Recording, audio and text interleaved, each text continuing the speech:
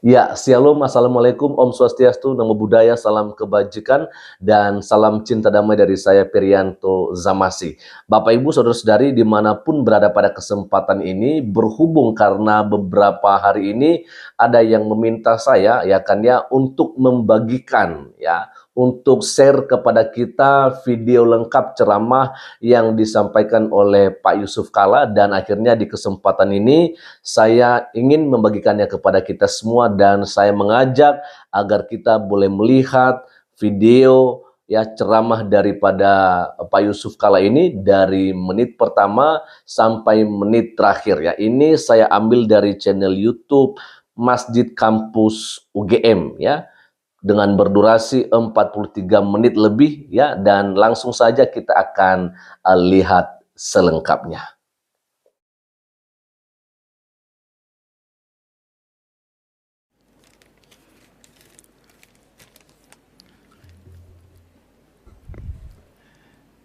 Bismillahirrahmanirrahim. Assalamualaikum warahmatullahi wabarakatuh. Alhamdulillahirrabbilalamin. Wassalatu wassalamu ala asyrafil anbiya wal mursalin Sayyidina Muhammad wa ala alihi wa sahbihi ajmain. Alhamdulillahirrabbilalamin, bahwa bulan Ramadan ini alhamdulillah saya diundang untuk hadir di sini untuk bersilaturahim dan juga sekaligus beribadah dan memberikan beberapa hal yang oleh panitia diminta saya berbicara tentang perdamaian. Ada hadis Rasulullah yang intinya begini. Rasul bertemu dengan para sahabatnya dan Rasulullah bertanya, apakah ada di antara Anda mengetahui apa amal yang lebih baik daripada salat dan puasa? Sahabat berjawab, tidak tahu Rasulullah. Rasulullah berkata,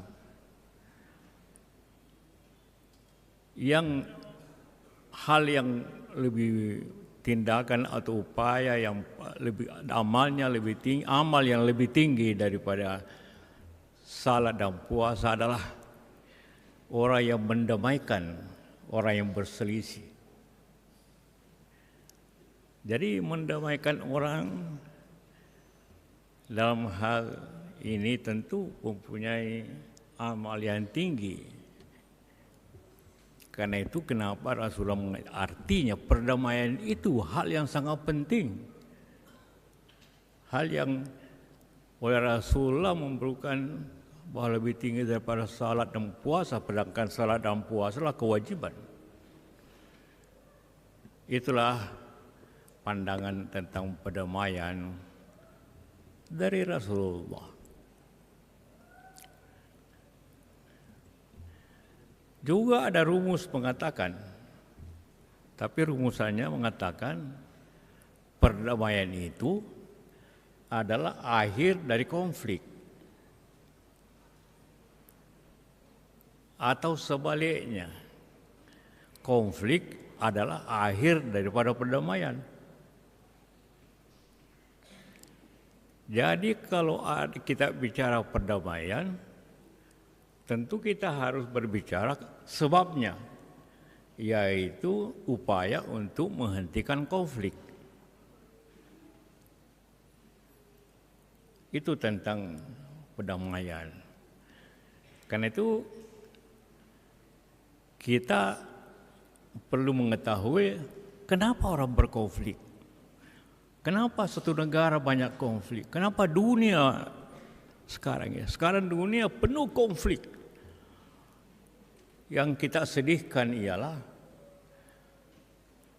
paling banyak konflik justru di negara-negara Islam pada dewasa ini. Tentu yang paling terakhir Iran yang diserang oleh Amerika dan Israel. Itu memang terjadi karena Trump dengan Netanyahu. Itulah sumber orang yang ingin selalu memakai kekerasan. Dua berkumpul, terjadilah seperti itu, sangat berbahaya. Kalau kita lihat di Indonesia, selama kita merdeka, itu kurang lebih ada 15 konflik besar di Indonesia ini. Konflik besar itu apabila yang tewas lebih 1.000 orang. Ada ratusan ribu. 15 kali di Indonesia saja. Di dunia ini konflik itu begini. Konflik dalam negeri, konflik luar negeri, antar negara, yang terbesar perang dunia, konflik juga itu.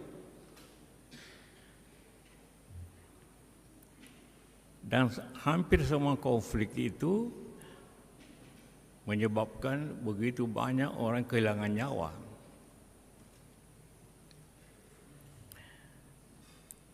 Kita lihat dalam negeri dan juga luar negeri hampir sama. Di Indonesia konflik yang terbanyak sebabnya karena ketidakadilan. Kenapa? Ada tindakan yang tidak adil dipandang orang yang tidak adil, pemerintah. Contohnya sejak awal Permesta, PRRI, Permesta, DI, TII, kemudian Poso, Ambon, itu semua tidak adil sebenarnya. Di samping perang agama. Banyak lagi karena tidak adil. Ujungnya memang kadang-kadang politik, kadang-kadang agama, pada awalnya karena ketidakadilan. PRRI mengatakan pemerintah tidak adil kepada daerah. Ya. DITI Jawa Barat kan dulu dia pejuang. Kenapa yang pimpin kita bukan orang pejuang? DITI di Aceh, memang pemberontak konflik. Kenapa Soekarno tidak menepati janjinya? Tidak adil. Itu bermacam-macam. Sebab kedua, contohnya politik atau sosial, masalah politik. Banyak masalah sosial. Seperti Kalimantan, antara Madura dengan Dayak, itu masalah sosial.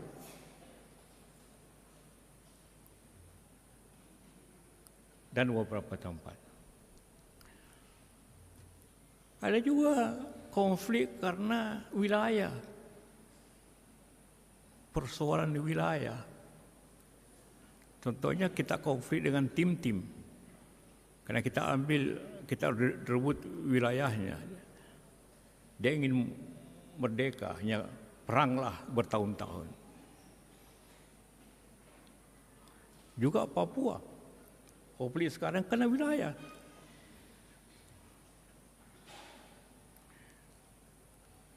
Ada konflik karena ideologi. Ideologi. Seperti Madiun. Komunis Madiun. Karena ideologi. G30S. Itu ideologi.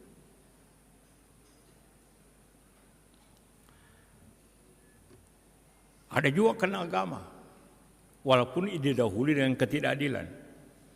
Kemudian akibatnya ke agama, kayak Poso, Ambon, DITI. Kenapa agama gampang jadikan alasan konflik? Kayak di Poso, Ambon. Karena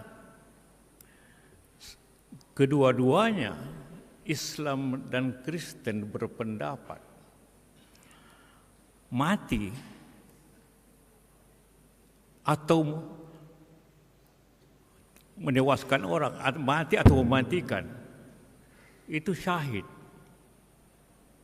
Semua pihak, Kristen juga berpikir begitu. Kalau saya bunuh orang Islam, saya syahid. Kalau saya mati pun saya syahid. Akhirnya susah berhenti kalau konfliknya orang membawanya ke agama. Ada juga konflik karena sumber daya alam. Ya seperti sekarang ini. Amerika itu berperang menduduki ingin daerah yang semuanya negara kaya sumber daya alam. Venezuela kemarin diambil presidennya karena Venezuela kaya dengan minyak. Iran di samping politik karena kaya dengan minyak. Dulu Irak diduduki karena Irak kaya akan alam.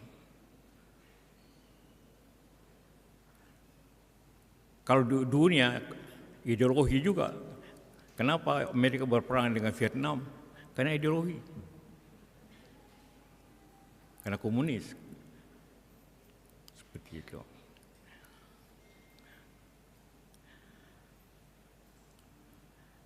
Ada juga konflik karena ekonomi sosial.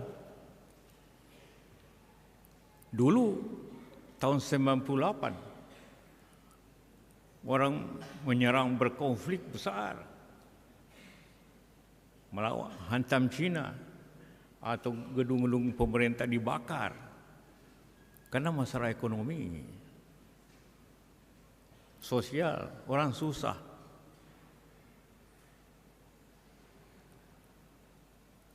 Itulah kira-kira. Di Indonesia tadi dari 15 konflik 9 karena ketidakadilan. Artinya kalau Anda semua, anak-anakku semua menjadi orang pemerintah, pusat daerah haruslah berlaku adil. Karena inilah menyebabkan keruntuhan.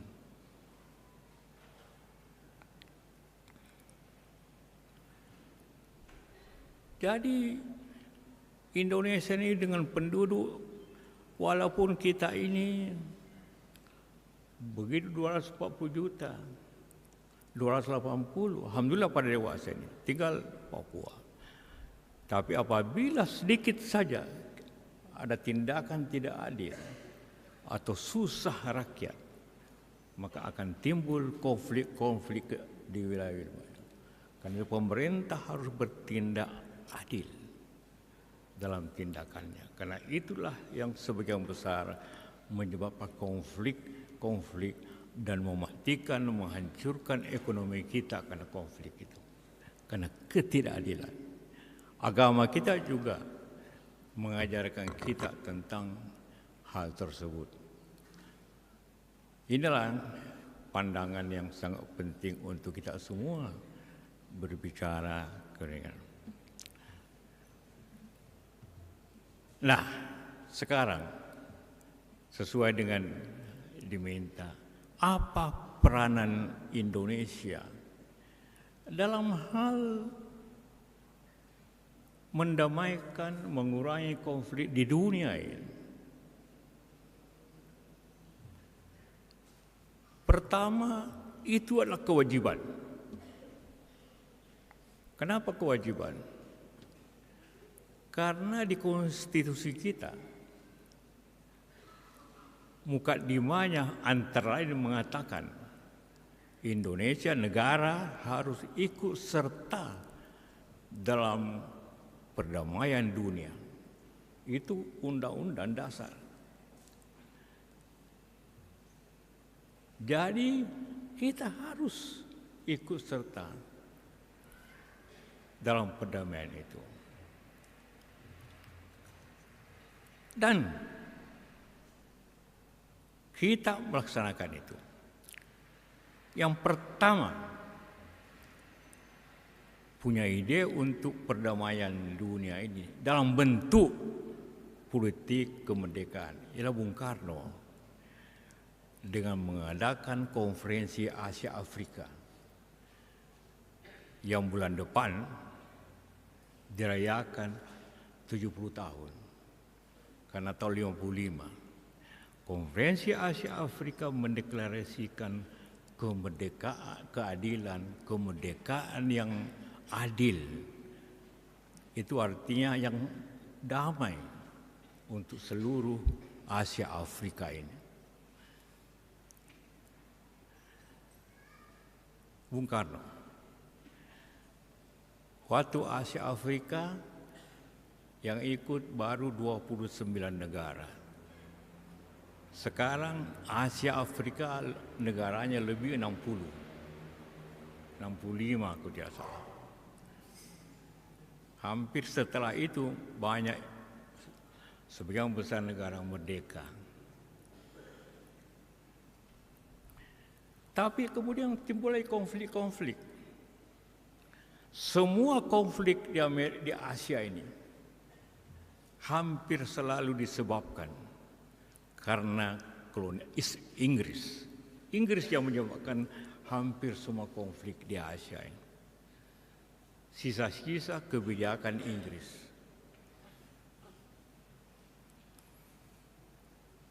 Kenapa Palestina dengan Israel berperang sampai sekarang? Karena Menlu Inggris pada waktu itu 1917 hanya bikin garis di kertas, ini untuk daerah Yahudi. Hanya bikin garis. Kenapa ada konflik di Thailand Selatan? Karena Inggris bikin garis, ini batas Malaysia. Padahal Patani, Yala, itu orang Melayu dikasih masuk ke Thailand. Peranglah konflik sampai sekarang. Kenapa terjadi konflik di India dan Pakistan dulu? Karena garis semua ini. Kenapa terjadi Rohingya? Karena Inggris mendatangkan orang Bangla ke Burma. Waktu itu dua-dua jajahan Inggris. Nah, itulah di Asia ini kita dipermainkan oleh kolonial dunia Asia ini, sehingga sekaranglah akibatnya.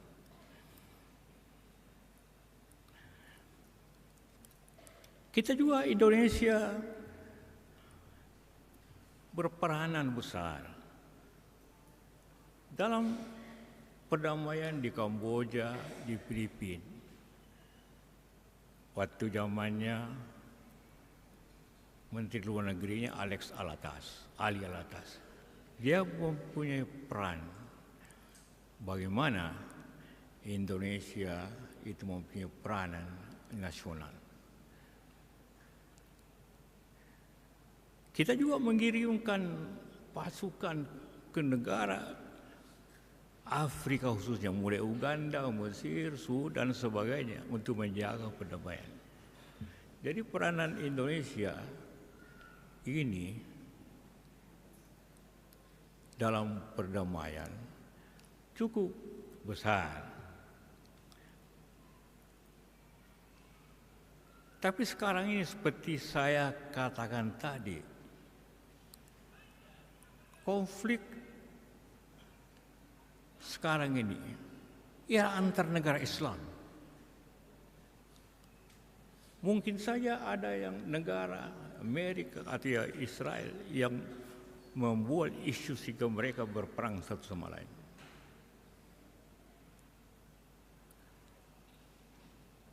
Pakistan dengan Afghanistan, Yaman dengan Saudi, Sudan antara mereka. Sekarang Iran. Dulu Iran dengan Irak 8 tahun perang, 1 juta orang meninggal.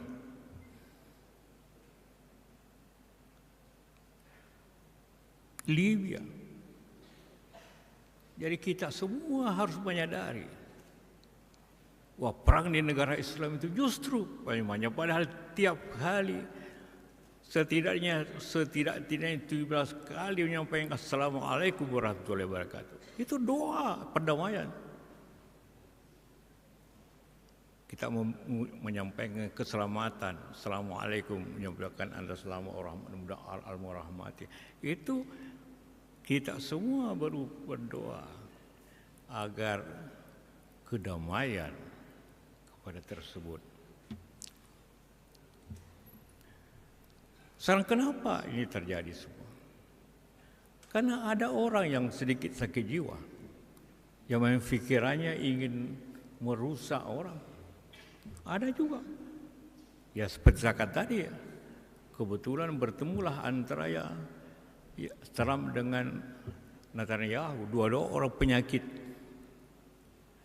ingin menyengsarakan orang, berkumpullah.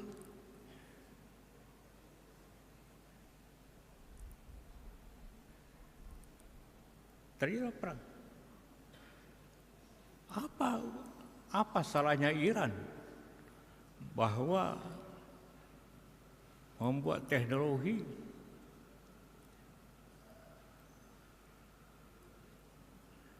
selesainya. Sekarang ini penting untuk para akademisi. Perang sekarang ini, kalau dulu perang dunia pertama, kedua, perang itu antara orang. Amerika mendarat sekutu mendarat Normandia menyerang Jerman yang siap sana. Sekarang tidak lagi. Sekarang ini perang di dunia ini, perang teknologi. Jadi kalau Anda semua di sini ingin menyuatkan negara, teknologi lah yang memenangkan suatu bangsa. Bukan lagi orang, bukan lagi satu divisi, dua divisi. Ia memenangkan teknologi. Ia memenangkan roket yang hanya dikenok terbang menuju sana. Ia memenangkan yang menguasai drone kasih terbang ke sana. Ia memenangkan yang paling bisa membuat bom yang tidak lagi.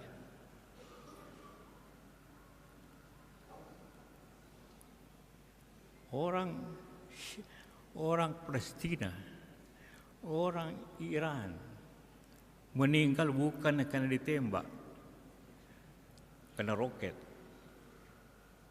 karena drone, karena bom. Bukan orang lagi. Hampir 1000 orang meninggal di Iran karena roket. Ada baru 6 tentara Amerika yang meninggal juga kena roket. Artinya apa? Ilmu yang memenangkan perang ini. Teknologi. Jadi bagaimana pentingnya dewasa ini teknologi. Bukan hanya untuk perang. Kemudian juga tidak ada yang bisa kemajuan tanpa teknologi.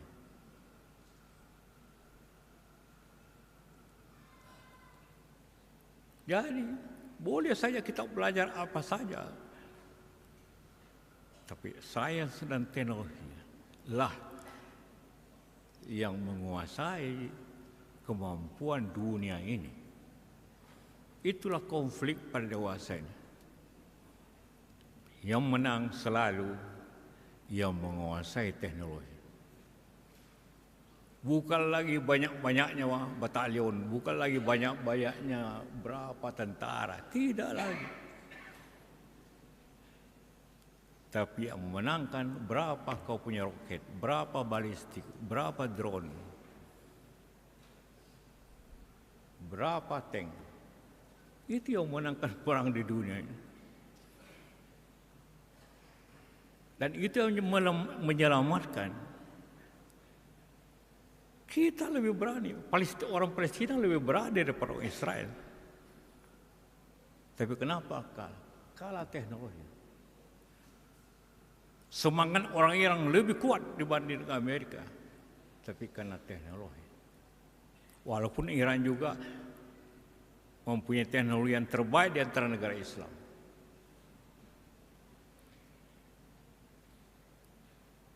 Dari sains dan teknologi lah yang memajukan dan sekaligus merusak dunia ini.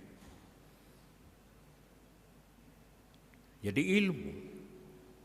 Dan ilmu itu asalnya dari universitas tentu. Kenapa Amerika maju teknologinya di Silicon Valley? Karena dekatnya ada Stanford, ada Harvard. Jadi di sekitar Jawa Tengah, Jogja ini begitu banyak universitas, mestinya di sini pusat teknologi Indonesia.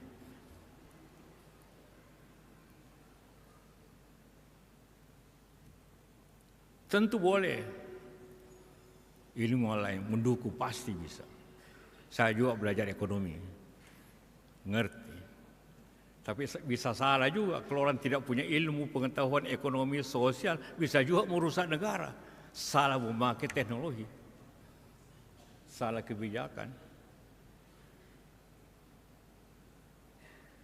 Jadi bagaimana kita semua memakai teknologi dengan baik, tapi kita harus menguasai itu, teknologi itu.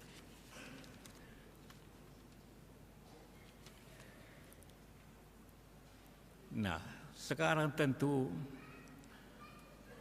bagaimana ini dihentikan, konflik itu?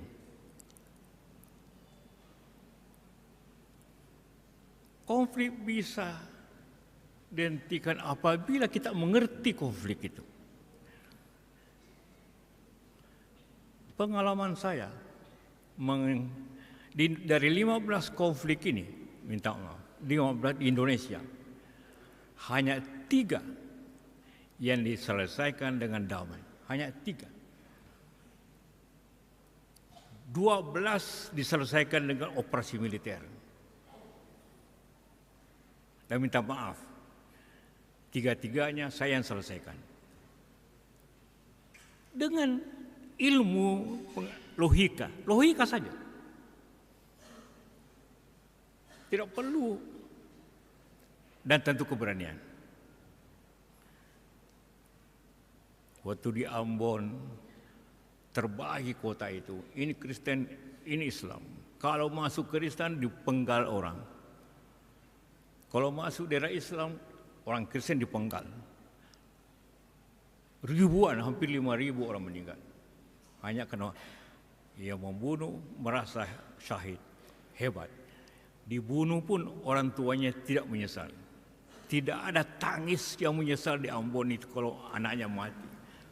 Dia bilang, anak saya sudah masuk surga. Bagaimana menghentikan benda mereka yang begitu? Pertama, ya tentu pada saya masuk semua daerah itu. Orang bilang, jangan Pak, jangan masuk. Tidak, saya masuk daerah itu. Bicara dengan mereka. Sama, tentu saya masuk daerah Islam. Tapi satu, saya berpidato di seluruh ribuan orang. Dengan hanya satu kata. Bahwa sekalian Anda merasa masuk surga, tidak benar itu. Anda semua di sini yang membunuh orang masuk neraka. Terkejut ya. Karena tunjukkan sama saya agama Islam dan Kristen yang mengatakan membunuh orang tidak bersalah masuk neraka, masuk surga. Tunjukkan mana. Di Islam tidak ada, di Kristen tidak ada. Jadi Anda semua masuk neraka. Semua berhenti, semua diam. Besoknya saya panggil semua. Saya marah semua. Bahwa kalian ini adalah yang pertama masuk neraka. Akhirnya saya bilang, apa Pak? Bicara dengan saya. Mari kita duduk. Dan ujungnya damai. Di Malino. Kenapa di Malino? Di kampung saya. Karena di situ daerah tidak ada teleponnya. Jalan cuma satu. Jadi tidak ada orang yang mempengaruhi dan tidak ada bisa orang telepon untuk mempengaruhi delegasi. 3 hari damai. Hanya 15 hari. Jadi setiap konflik itu pertama harus Anda mengerti. Poso juga begitu. Saya katakan semua masuk neraka. Di lapangan saya kumpul pimpinan. Anda lah pemimpin nanti di neraka. Para pendeta, para kiai, para ustaz. Anda semua pemimpin neraka. Membunuh orang tanpa salah. Berhenti. Jadi damai juga kadang-kadang mudah. Mereka bilang, Laskar Jihad. Bilang, damai itu Pak, tapi Bapak tidak mengerti Islam itu penting. Jangan kau ajar saya tentang Islam. Saya nehak gitu kali, saya bangun masjid, saya bangun anak yatim. Kau apa? Tidak ada. Berhenti dia. Dia mesti dipatahkan niatnya. Langsung damai. Dalam 2 minggu. Pada sudah 3 tahun, bunuh-bunuh mereka sampai 2.000-3.000 orang.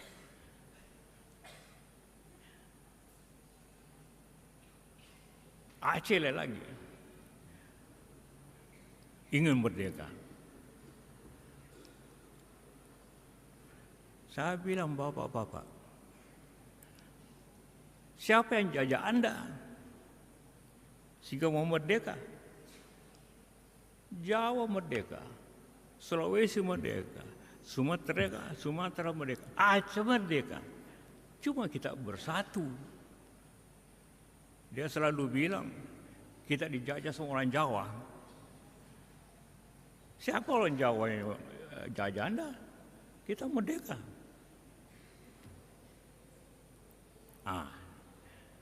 Karena Aceh seperti saya katakan tadi, salah satu sebab dia berontak karena ketidakadilan.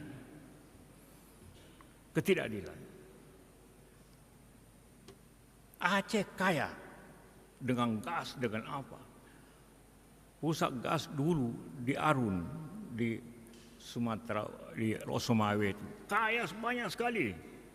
Tapi orang Aceh mendapat hanya 15%. Itu pun mungkin dikorupsi juga sama orang. Ya solusinya adalah kasih lebih banyak. Saya bilang sama Pak, 15 kasih banyak.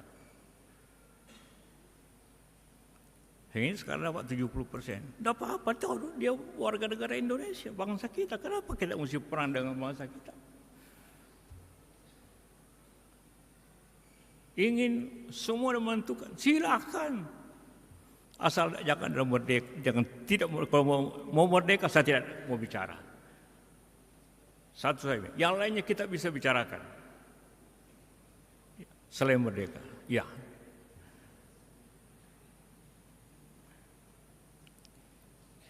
Kemudian bila mau bikin partai politik, bingung kita. Undang-undang kita hanya nasional. Terakhir, mau pulang kalau tidak ada partai politik. Akhirnya saya baca undang-undang otonomi khusus di Papua. Itu boleh bikin partai politik di Papua. Langsung tengah malam, jam 1 malam. Saya tidak tidur kalau konferensi. Oke, boleh pakai politik. hanya selesai. Macam-macam, mau ke pelabuhan, mau ini, silakan aja. Mau menentukan sendiri bunga, silakan tentukan bunga sendiri. Walaupun itu tidak sulit sekali. Selesai 6 bulan. 6 bulan selesai. Jadi kalau Anda ingin mendamaikan orang, pertama ketahui sebabnya. Pelajari orangnya. Ini sedikit contoh saja. Lihat orangnya.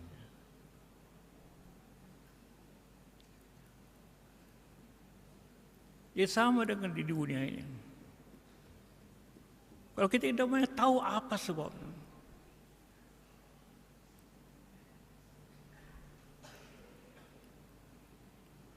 Tapi juga ngerti, saya ingin tambahan sedikit. Kenapa perang antara Rusia dengan Ukraina sudah 3 tahun tidak bisa berhenti? Karena Rusia itu ingin kuasai sebagian Ukraina. Ukraina dulu pusat teknologi daripada Rusia. Kapal induk dibikin di situ, pesawat terbang dibikin di situ. Jadi mereka punya kemampuan teknologi. Sekali lagi, teknologi melawan teknologi. Maka tidak setara. Walaupun dia kecil, tapi menguasai teknologi. Jadi itulah, setiap perdamaian, setiap konflik di dunia bisa diatasi asal mengerti masalahnya agar seimbang dan ada suatu perjanjian win-win. Win-win. Nah, inilah. Tapi suatu negara yang bisa tangguh menghadapi itu apa-apa, biar negara itu cukup tangguh kekuatan ekonominya. Kita ini sekarang masalah besar dalam ekonomi kita. Kita defisit terlalu tinggi. Tahun ini susah kita atasi. Pemerintah susah mengatasinya. Agar semua harus hati-hati. Bisa-bisa universitas anggaran pemerintah menurun. Sekarang sudah menurun lagi. Orang tua Anda mungkin tidak bisa kirim lagi uang sesuai biasanya. Maka Anda semua harus produktif. Kalau tidak produktif, tahun ini tahun akan datang bisa masalah. Kalau ekonomi sulit, bisa timbul masalah sosial. Setiap negara yang sulit ekonominya selalu dibarengi dengan kriminal yang tinggi. Kenapa tiap konflik ekonomi sulit pasti kriminal tinggi? Karena banyak orang menganggur, susah makan. Maka dia berusaha konflik.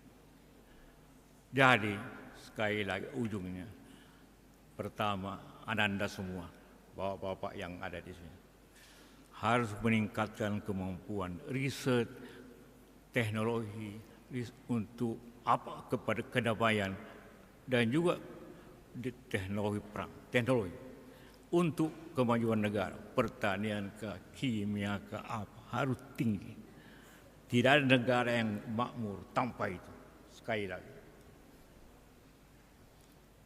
Kedua, kalau kita semua jadi pemerintah bertindak adillah.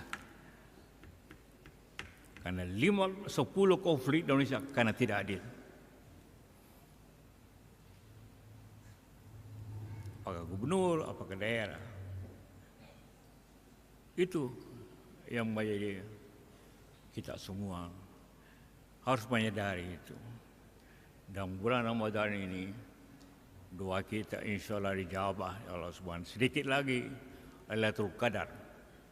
Mudah-mudahan ibadah kita, doa kita bagaimana umat Islam di dunia ini lebih damai. sama damai. Alhamdulillah damai kita di sini jauh lebih baik dibanding negara-negara lain. Umat Islam di seluruh dunia ini yang paling damai hanya di Asia Tenggara. Di Timur Tengah hampir semuanya konflik. Hampir semuanya atau terimbas konflik. Imbas konflik. Kasihku dan Kenapa antara lain? keturunanku. Nah, ini lagi yang penting untuk Anda semua. Bapak Ibu jemaat yang diberkati Karena oleh di sana, Tuhan di Yesus Timur Kristus, Islam itu kadang-kadang ada perang, beberapa waktu terakhir ini pendudukan. ada satu Di berita Asia yang Tenggara ini viral di media sosial, Dibawa oleh para pedagang. yaitu salah Pedagang satu itu video selalu ingin bernegosiasi. mantan wakil presiden Tidak pernah ada pedagang mau berkelahi untuk Bapak mencapai Yusuf itu. Kala, Berbicara yang dengan videonya maka salah beredar. satu hal yang Itu penting pasti ada video kita semua panjangnya. adalah Tapi video bagaimana pendeknya para beredar Anda ini dan di samping menguasai diresponi teknologi oleh dan banyak ilmu orang, dan mayoritas adalah yang berusaha meresponi untuk adalah menjadi orang entrepreneur Kristen. pengusaha. Kalau saya bilang mayoritas berarti Kenapa? akan tidak semuanya. Kita mayoritas 2 Timotius Penduduk. pasal 3. Mari kita baca ayat ini 88,9%. bersama-sama.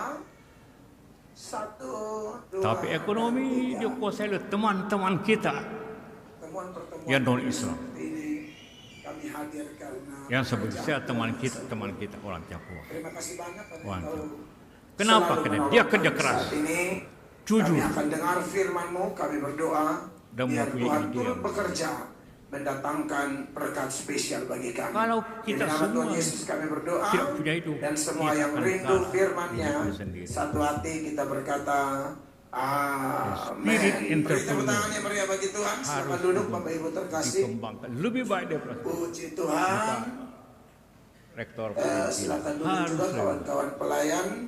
Karena kalau tidak Bapak Ibu jemaat, kita masih habis melanjutkan kemampuan kita perbahasan untuk membangun negeri ini. eksposisi 2 Timotius, Itulah harapan saya. Dan jangan dan lupa kita masih belajar di Rasulullah ayat 10 dari 2 berdagang Timotius pasal sejak 3. umur Mari kita 13 baca sampai ayat ini 40, bersama-sama. 27 tahun. 1, Dia jadi 2, rasul dan 3. 40 sampai Tetapi 63, engkau 13 tahun. telah mengikuti Jadi rasul ajaranku, lebih lama cara berdagang hidupku, daripada pendirianku, Jadi imanku, bagi Anda semua kesabaranku, kasihku, dan usaha, ketekunanku. bisnis, ilmu pengetahuan. Bapak Ibu semua jemaat yang diberkati oleh Tuhan harus Yesus ada Kristus, dorong penguasaan. beberapa waktu terakhir ini ada Dan sekali satu lagi, berita penguasaan yang teknologi. viral di media Kita boleh sosial, banyak.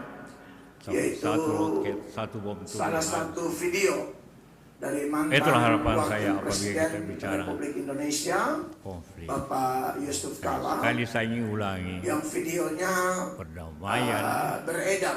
Itu adalah pasti ada video akhir panjangnya, suatu konflik.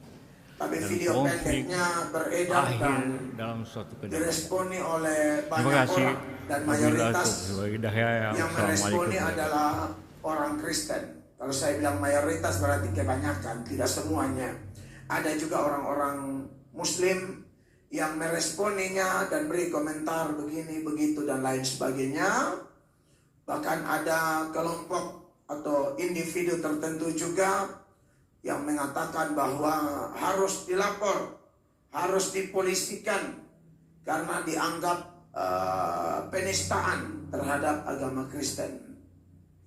Di mana dalam Dan itu dia Bapak Ibu Saudara-saudari, bagaimana tadi kita sudah melihat saja bagaimana video lengkap ceramahnya Pak Yusuf Kala yang adalah mantan Wakil Presiden Republik Indonesia.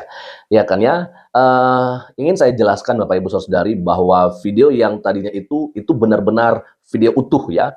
Tidak ada yang dipotong. Itu lengkap dari menit pertama sampai menit yang terakhir. Ya, sekali lagi tidak ada saya potong. Kenapa ini saya bagikan seperti yang saya sudah sampaikan di awal bahwa ada beberapa orang yang kemudian meminta saya untuk membagikannya ya video lengkap daripada ceramahnya Pak Yusuf Kala ini Bapak Ibu Saudari. Memang pertama sekali saya posting ya atau membagikan video viralnya Pak Yusuf Kala ini ya saya pun beranggapan bahwa memang ini adalah sebuah hal yang sangat keterlaluan yang disampaikan oleh seorang Pak Yusuf Kalla, ya kan ya. Karena jelas beliau berkata bahwa soal konflik itu ada beberapa alasan gitu ya. Lalu kemudian salah satunya itu adalah karena alasan agama. Dan dia bilang walaupun didahului oleh karena ketidakadilan. Ya. Dia juga ambil contoh soal Poso dan Ambon seperti begitu. Dan memberikan sebuah keterangan atau kesimpulan bahwasanya kenapa konflik agama ini gampang terjadi. Beliau mengatakan bahwa karena baik Islam ataupun Kristen ya berpikir, berpendapat kalau mati ataupun mematikan atau menewaskan itu adalah syahid. Nah, Bapak Ibu Saudara-saudari, itulah yang kemudian menjadi viral di berbagai media sosial. Ya, dan oleh karena video inilah kemudian kita melihat tentunya sudah banyak lembaga atau ormas Kristen yang kemudian melaporkan Pak Yusuf Kalla. Ya, tentu mungkin juga ada yang kemudian tidak setuju ya dengan ada laporan-laporan yang seperti itu. Karena kenapa? Karena setelah itu Bapak Ibu Saudari, ya kan ya, rupanya ada bagian tertentu yang kemudian di situ pun ya Pak Yusuf Kalla justru menyampaikan kepada mereka yang di Ambon Poso itu bahwa tidak ada ajaran baik Islam dan Kristen yang membenarkan ya kan ya kalau saya membun-bun ya yang Muslim dia seorang Kristen itu mati syahid, atau mungkin yang dari Islam membun-bun yang Kristen itu juga syahid. Nggak ada ya, nggak akan masuk surga. Bahkan Pak Yusuf Kalla mengatakan justru kalian semua ini nantinya akan masuk neraka. Itu yang kemudian baru di-up Bapak Ibu Saudari. Tapi jujur saya mau sampaikan bukan unsur kesengajaan ya kan ya, tapi perlu mau saya sampaikan bahwa memang itulah yang viral. Sehingga bagian video yang viral itulah yang kita bahas Bapak Ibu Saudari. Dan kemudian ketika saya melihat ya di menit 26 daripada video itu rupanya ada penjelasan yang saya barusan bilang itu Bapak Ibu Saudari. Ya, cuman ya mau bagaimanapun juga menurut saya kalau misalnya mungkin Pak JK ya kan ya di menit yang ke-26 dia mau menyampaikan hal yang seperti itu sebenarnya memang berbanding terbalik di bagian yang menit ke-9 itu yang viral itu Bapak Ibu Saudari ya. Jadi saya pun nggak ngerti sebenarnya apa sih maksud daripada video ini ya kan ya, kenapa bisa seperti itu cara penyampaian dari seorang Pak Yusuf Kalla. Kalau seandainya memang dia mengatakan kepada banyak orang di sana ya ketika dia berkunjung ke Ambon ya atau ke Poso ya, lalu dia mengatakan seperti di menit ke-26 sampai 27 atau 28 itu, maka saya pikir ini nggak ada yang salah. Nggak ada yang salah, justru beliau benar dalam hal ini. Tetapi yang di menit ke-9 itu sebenarnya cara penyampaian Pak JK itu yang kemudian menjadi viral Bapak Ibu Saudari. Apakah memang karena logat bahasanya memang seperti begitu, padahal sebenarnya tujuannya nggak seperti itu, saya pun kurang tahu, ya kan ya. Tetapi yang saya lihat Bapak Ibu Saudari bahwa kalau banyak kemudian lembaga atau ormas Kristen yang melaporkan Pak JK itu bukan karena tidak ada dasarnya. Ya kan ya, karena menurut yang disampaikan oleh juru bicaranya Pak JK bahwa itu memang benar-benar potongan video ya. Nah, yang jadi permasalahannya itu adalah banyak dari saudara kita yang melaporkan ini menuntut keadilan di negara kita ini. Kenapa? Ingatkah kita bagaimana ketika seorang Ahok videonya pun dipotong tetapi dia tetap masuk penjara, gitulah. Sampai juga dalam sidang, beliau bersaksi, beliau menyampaikan bahwa saya nggak ada maksud untuk menista agama. Ya kan ya, karena keluarganya pun banyak yang Muslim seperti begitu. Ya, orang tua angkatnya juga Muslim. Jadi dia nggak ada maksud sebenarnya untuk menistakan agama Islam pada saat itu. Tetapi ya apa yang terjadi, beliau pun harus masuk penjara. Itulah menurut saya yang kemudian mendorong banyak lembaga atau ormas Kristen untuk melaporkan Pak JK. Artinya kalaupun ini memang cuma potongan ya, maka ya kalau boleh harus adil dong. Kalau Ahok hanya dengan potongan videonya bisa masuk penjara, ya mereka meminta kalau boleh juga Pak JK dengan potongan videonya harus juga masuk penjara. Gitu ya. Jadi artinya begini Bapak Ibu Saudari, apa yang ingin saya sampaikan pada bagian ini, tentu kita sekarang sudah melihat video utuh, video lengkap. tanpa edit gitu ya, tanpa dipotong maksud saya. Ya. Jadi sekarang berikanlah penilaian, tetapi jangan terlalu terburu-buru dan jangan juga dengan emosi. Saya hanya ingin sampaikan bahwa kalau misalnya mungkin ada juga yang mencoba-coba menggiring soal politik hari-hari ini, ya kan ya, jujur dari awal saya posting video tentang Pak JK yang viral itu tidak ada kaitannya dengan politik itu, soal Pak Jokowi, ya kan ya, ijazahnya nggak ada kaitannya. Kalau mungkin ada yang melaporkan Pak Jokowi itu dari pihak PSI, nah memang kebetulan dia juga seorang ketua GAMKI kalau saya nggak salah ya, nggak salah, yaitu apa namanya, Angkatan Muda, ya, gabungan Angkatan Muda Kristen Indonesia. Ya, kebetulan dia juga adalah pendukungnya Pak Jokowi. Tetapi kalau saya up selama ini, saya posting selama ini, nggak ada kaitannya dengan politik yang dimaksud Bapak Ibu Saudari. Ya, jadi ini murni memang ya secara potongan video memang kita tentu kecewa dengan cara penyampaian Pak Yusuf Kala, Bapak Ibu Saudari. Tetapi mau bagaimanapun juga sebagai seorang pengikut Kristus, sebagai seorang hamba Tuhan, tentu kita nggak perlu diajar lagi, ya kan ya, soal bagaimana kita mengampuni. Kita tetap mengampuni, ya. Tetapi kenapa kita mau meng-up ini semua? Ya, tentu ini adalah sebuah pembelajaran bagi kita, siapapun yang menonton, bahwa kalau kita mau bicara itu, kita jangan bicara hal-hal yang tidak kita ketahui. Karena tentu kita tahu bersama Bapak Ibu Saudari, bahkan terakhir tadi malam juga saya sudah membagikan bagaimana ketika ada orang, maksud saya ada 3 orang ustadz yang kemudian mencoba-coba untuk memelintir, membahas Alkitab seudel mereka. Nah, padahal mereka nggak mengerti sebenarnya, tetapi ya itulah. Cuman bagaimana ya dengan Indonesia ini, Bapak Ibu Saudari? Saya juga hampir, bagaimana mau saya bilang ya? Kenapa kok mereka itu bisa sesuka mereka membahas dan membagikan apa yang mereka bahas itu di media sosial, padahal apa yang mereka bahas itu adalah sebuah kebohongan. Ya, apakah memang benar kata Bang Permadi Arya kalau yang mayoritas itu tidak akan diproses? Nah, inilah yang kita sayangkan. Kenapa bisa seperti ini hukum di negara kita ini, Bapak Ibu Saudari? Atau memang juga benar apa yang disampaikan oleh Mas Permadi Arya bahwa ini adalah jalan salib memang yang harus kita lalui. Dan oke lah, kalau memang itu yang harus terjadi, ya memang bagi kita nggak ada masalah. Tapi ya kalau misalnya ini yang terjadi terus-terusan di negara kita, maka saya yakinkan, saya pastikan bahwa negara ini nggak akan mengalami kemajuan, ya kan ya, nggak akan mengalami kemajuan. Jadi sebab itu, ya tentu harapan kita sebenarnya keadilan ini boleh ditegakkan di negara kita yang kita cintai ini. Itu aja dulu dari saya, dan kiranya Tuhan Yesus Kristus memberkati kita semua. Shalom, Assalamualaikum, Om Swastiastu, Namo Buddhaya, salam kebajikan dan salam cinta damai dari saya, Perianto Zamasi.